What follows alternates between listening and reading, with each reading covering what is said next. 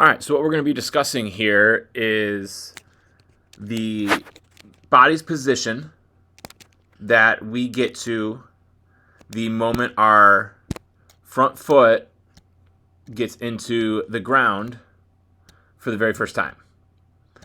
And this moment in time is called our foot strike.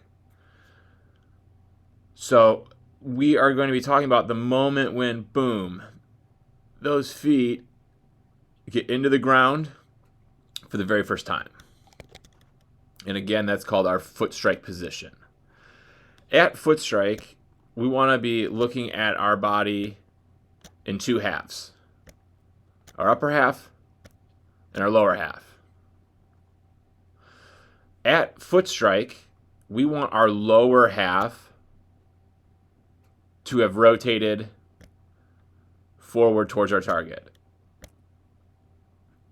And a useful thing to look at to know if we've been able to do that is the belt buckle. And is that belt buckle facing the target? If the belt buckle is facing the target, it's a pretty good chance that we have successfully rotated both the back foot, the back knee, and the back hip.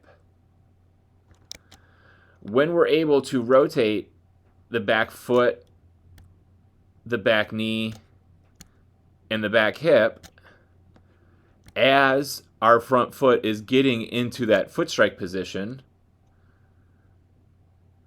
we will successfully be able to get our belt buckle driving towards the target.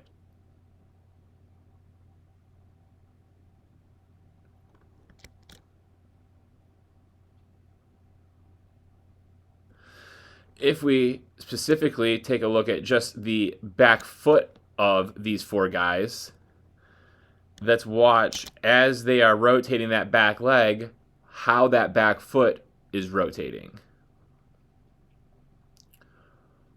At this point in time, all four guys still have their entire foot flat onto the ground, and then they begin to rotate through or over top of their big toe. Their foot kind of rolls, folds over, or drives forward. And as the foot does that motion, we now shift our view to the back knee and know as the foot is rolling over the big toe, that the back knee is also rotating forward. And how those two things, the back foot and the back knee, are working together. We can also see that as we go to drive and rotate that back foot and back knee, how they do that while they gain ground down the mound and towards their catcher.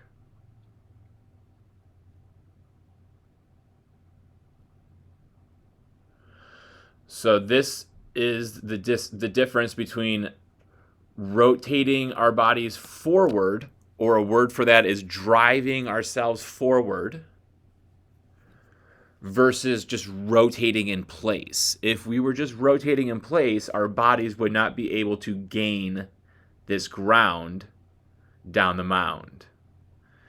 Our bodies wouldn't be able to accelerate our power and energy down the mound. And we can then look and see that the foot has the toe, and then the heel is in front of the toe, meaning we have rotated forward. We then go to the upper body, the upper halves, from the waist up, and we want to separate that upper body from the lower body.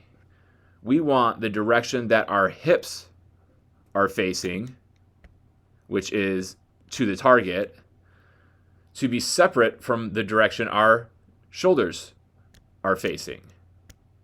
So we notice we can see the Giants, the Padres, the Pirates, and his number. We can see the Phillies, and we can see the Brewers or Milwaukee. I'm not sure what they have displayed on their jerseys there. So the direction of their lower bodies is to the target, and the direction of their shoulders is still facing, for these right-handers, towards third base, or the direction they have been the entire time. So we rotate the lower body first, then we get into foot strike, then we rotate our upper body second. And the more that we can get those lower bodies to fully rotate to the target by the time that front foot hits the ground, and we've also been able to keep that upper body from rotating and staying back, we will have created as much upper lower half separation or hip shoulder separation as possible. And the more hip shoulder separation or upper lower half separation we can create, the more power we're going to be able to produce, and the amount of stress that's put on our arm is going to be reduced.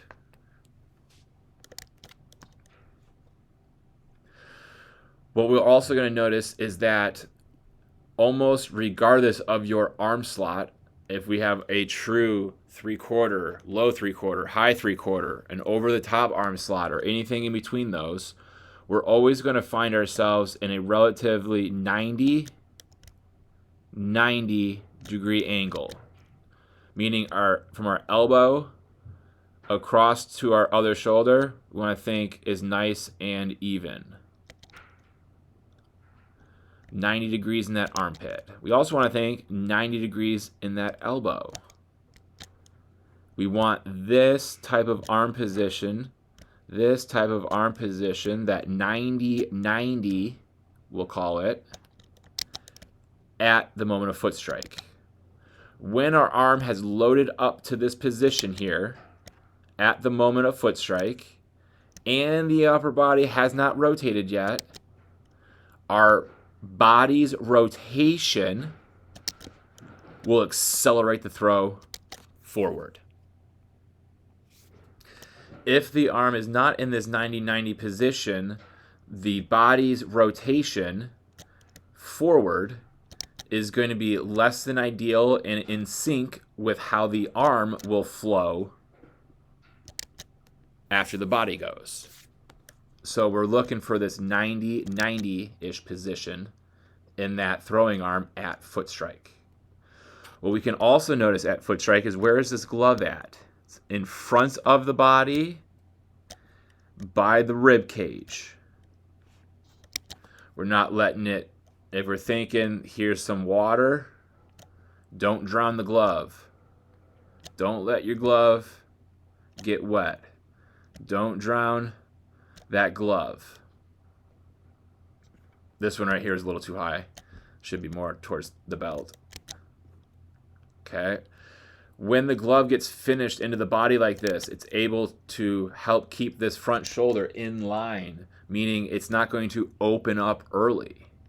Because if that front shoulder starts to open up early, that's going to start to pull the back shoulder forward early. And now we would not have separated our upper and lower halves as much, because the angle of the shoulders would begin to rotate forward, which would be more matching the angle of the hips.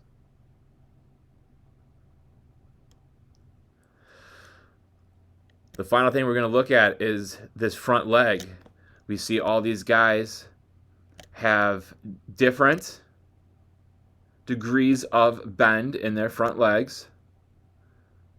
But what we're going to notice is that as the upper body now rotates to throw, we need to make our front leg become a firm fixture of which we can rotate around. So thinking about this front leg here turning into a flagpole. My flagpole is always going to be strongest if it's straight. Or at least I can't have my flagpole move forward while my body is trying to rotate forward. So we'll redraw these little outlines here, and we will have these guys. Oh man, that's all right. It's going to get back to it anyway. Boom. And now we'll watch as they go to throw.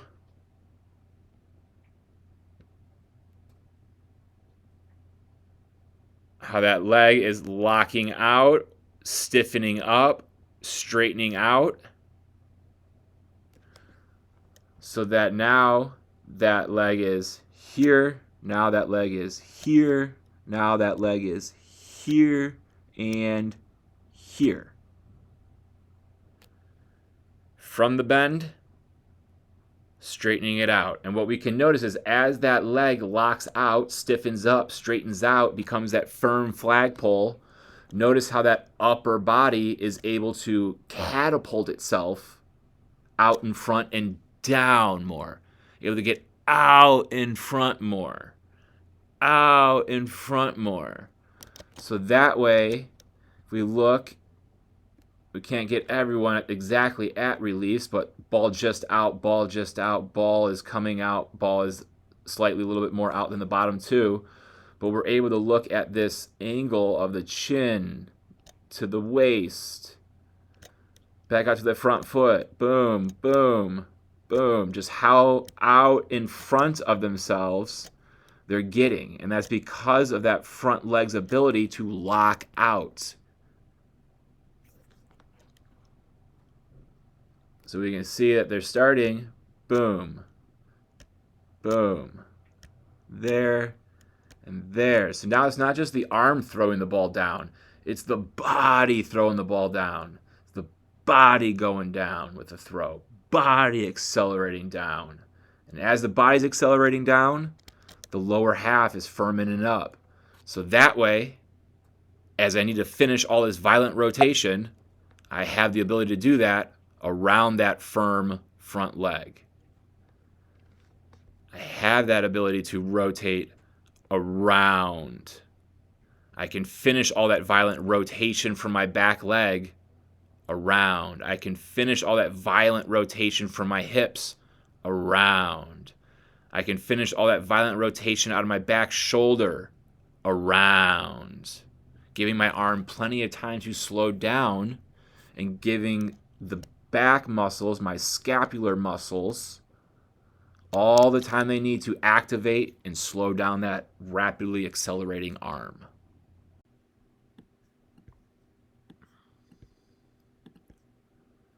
All right, so your video is going to play here through 2 times. The first time will be all one motion, so you can see what we look like synced up. And the second, we will pause it at that moment of foot strike. So then we can compare and contrast the things that we have discussed with those big league videos. And then we can more easily be able to identify the mechanical adjustments we're going to want to work on.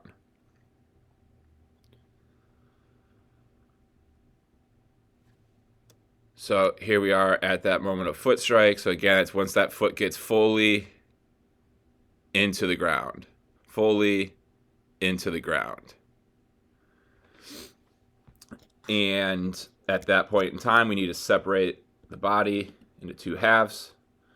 We have the upper half and the lower half. At foot strike, we want the lower half to have rotated towards the target, both the front leg and the back leg. We can see the front leg has gotten itself into a position that should be relatively easy to stabilize. The one thing I may recommend is getting this foot, instead of it being slightly opened, to have it be slightly closed. But that's kind of splitting hairs. The more important thing that I would like us to shift our focus to is how much the upper body has begun to open up at this moment of foot strike.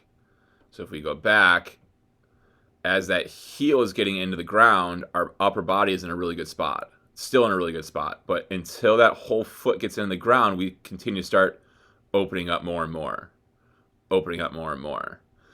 So if we say our upper body is in a really good spot right here, right here, right here, instead of landing so heel heavy and then getting into the toes, and by the time we get into the toes, we've already begun to rotate that upper body, the simple solution would be get those toes in the ground sooner so that the upper body does not start rotating as early as it is. So the first thing we're going to want to really focus on is my front foot landing more flush or flat on the mound rather than the heel so heavy first. And we can also then be thinking about that foot landing slightly closed rather than slightly open, right? Because this would be neutral. You're slightly open. Let's try to get slightly closed instead. So front foot land more flat and front foot land slightly closed. That's our first thing we're going to think about. Has everything to do with that front foot. The second thing we're going to think about is the glove. We have it going into a good closed off position, but our hand's positioning is one that's going to want to open us up early. And what I mean by that is we're taking the back of our hand and we're sending it forward. But it's not just going forward, it's going around too, right? It's going this way. So we're leading with the top of our hand. See that? The top of our hand is leading the way and leading the way.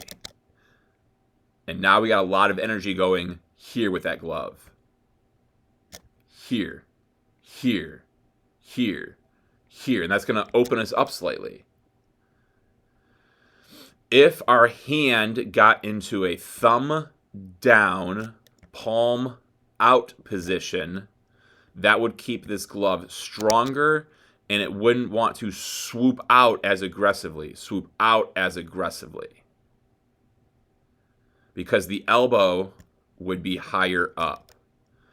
And if we just pulled up some big leaguers here, not even anyone in particular, but just someone that's got good quality video. And let's just go here to here. And let's just see these guys that have a G in their name, how their glove is separating, right? And not every one of them is going to be like this, but I bet most of them are. So that's, boom, thumb down, palm out. See how it gets that elbow up high?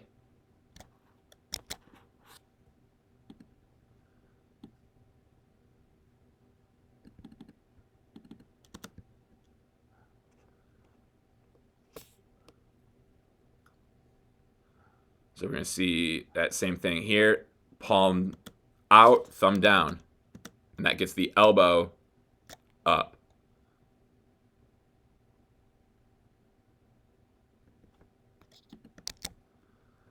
Garrett Cole, can't really see all that well from this point of view, but there's that open of his glove facing the target, which is his palm. And there's that thumb going this way on that glove, so that means the thumb's going down. We already watched Garrett Cole. Don't need to see him again. We don't need to see him again. We don't need to see him again or again. Judge. Thumb down, palm out. Thumb down, palm out with that glove. Thumb down, palm out. That gets the elbow up. Thumb down, palm out. That gets the elbow up. Gavin Stone again. Thumb down, palm out. That gets the elbow up. All right, next thing we're going to discuss now is what we talked about at the end of our practice, and that's how the body is flowing down the mound, okay? So what we're going to see is how your body, and if we just did your head, we'll draw a line straight from that head. It's not the straightest line, but it's there, right? And then we'll draw the height of the head. It's there. So now what we're going to see is that that head has gone just straight down without gaining any ground to the target. So the head went from being here down to here. And now the head went from being here to being here. Went mostly just forward. Excuse me. So if we now look at that same clip from the Mythbusters and we see the optimal path that our body should be taking down the mound, it doesn't go down then out. It doesn't go just down and out at equal rates, but it's down while we go out. Down while we go out. So we're going to work on getting your body's energy to be going down the mound as your body also sinks down from the top of your leg lift. So how are we going to get your body wanting to go down the mound sooner? Well, if we start in a stronger set position, that's going to be easy. We can see so much of your body's weight is on this front leg that in order to lift your leg off the ground, we got to shift our weight back. We got to shift our weight back. Not only is that not good for controlling the running game purposes, being able to tip when I'm going to pitch, when I'm going to pitch, when I'm going to pitch, having to rock back, I already have that weight back. So I want to think most of my body's weight is on that back leg. So 60% is most. 51% is most, right? We just need most of our body's weight on our back leg. And to make that easiest, the back leg will have a little bend in the knee. The front leg will have no bend in the knee. Think about putting most of my body's weight into this back hip. That way, as the leg is coming up, my body's not having to rock back. So instead, while that leg's coming up, my body can start going forward. Meaning then, once my body starts to sink down out of that leg lift, I will already have momentum going forward. So that way my down will be down and out. Not just down, then out. It'll be more in that good happy medium range, right? We don't want 1. We don't want 2. We want this right in the middle of 3, which is down and out.